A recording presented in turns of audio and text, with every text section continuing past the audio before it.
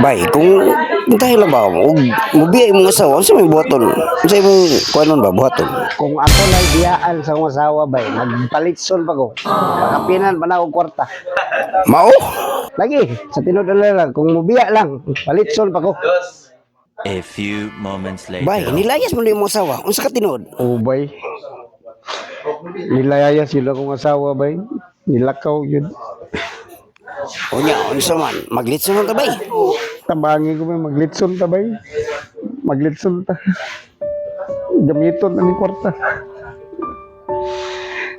Maglitson ta bay, pero at may pagkaon na itong pangitaon na akong asawa ba yun. Nag-aaral itong mga pamiliti, kwanta ba yun. Layo na yun kaya siguro itong asawa sa nakatagal.